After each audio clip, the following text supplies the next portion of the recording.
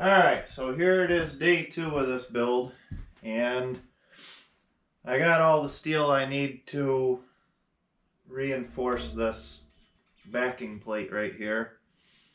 I'll show you kind of what I got cut. I got a piece for right there for the center. I have a piece for each side.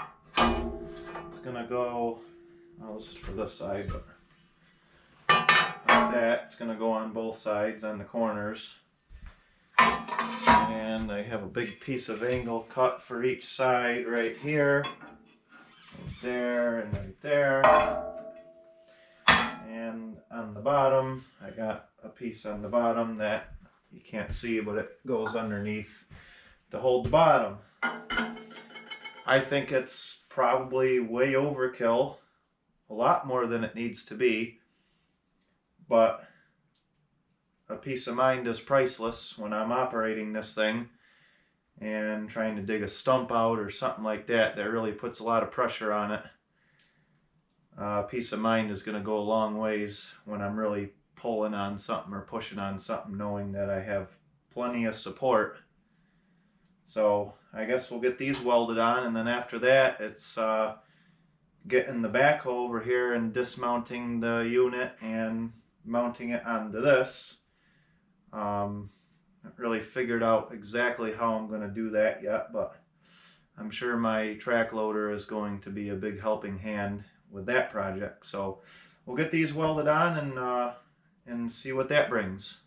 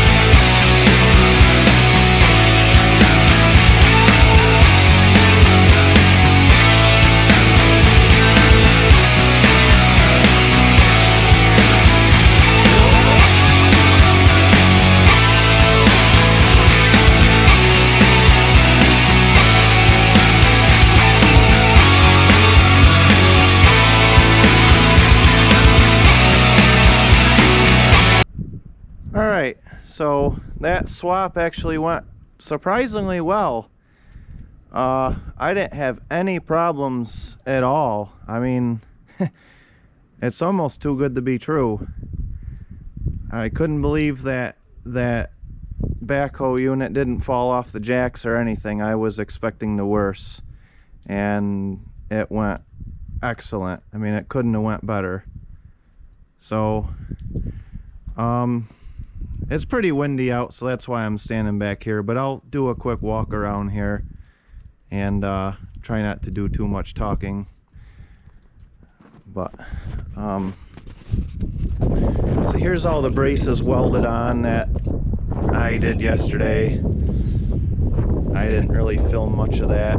I got to do some research. I don't really like the idea of recording too much welding with this camera, because I really don't know if it hurts it or not. I'm sure it's just a simple Google search, but I mean, most of you guys get the drift anyway. I mean, once you see me weld once, you've seen it a million times basically. But yeah, I can't believe it, all the pins and everything. I mean, I just had to mess with the jacks a little bit to get it the right height, but you know, and these hoses right here, I mean, they fit right through that perfect. So this really went surprisingly well. I still have to figure out what I'm going to do with the front of it, but I think for now what I'm going to do is I'm going to get some hoses rigged up and see if that backhoe unit even works. It's sitting for a long time. You know, it worked probably 12 years ago or so, but a lot can happen in 12 years. But this is actually good for the tractor too, because eventually when I find an engine for it, all this stuff has to come off anyway to get the engine in. So this is one of those things that just kind of had to be done. So it's kind of one more step towards putting a new engine in it. It's probably pretty cool without the backhoe on it either way. I mean, you know, I guess it's nice to have an option to do multiple things. You know, now I have that for whatever, and could even use that and the tractor together someday. I don't know, whatever happens.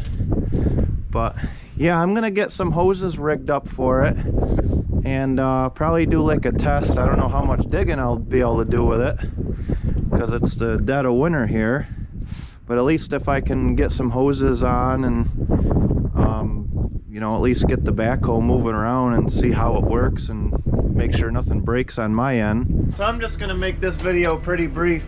It turned into an absolute blizzard over here. I ended up getting it working, so I'll just show you guys everything works, and I'll take a little bit of a close-up here and see what it looks like.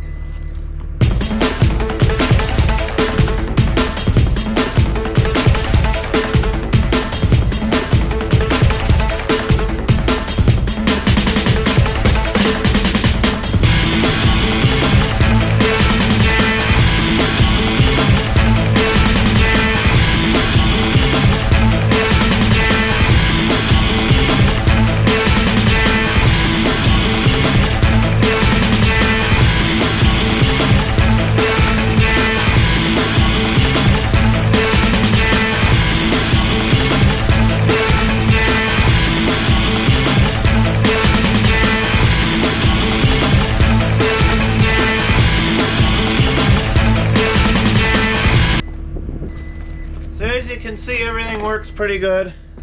It's not very fast because the skid steer is just idling right now, but I'll do a little bit of a close-up of it here.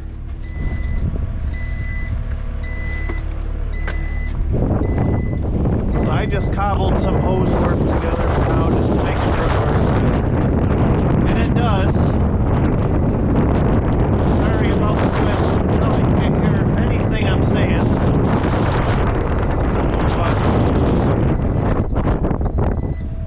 Anyway, I'm gonna end this video here, and I'll do a follow-up video someday when the ground is thawed out and I can actually dig, and I'll get some new hoses made now that I know it works, and I'll get a hitch of something figured out so I can actually get the skid steer in the right spot. The skid steer needs to sit on top of it like that to hold it down, but I'll get back when I can actually do some digging with it, and we'll see how it works. So until next time, thanks for watching again.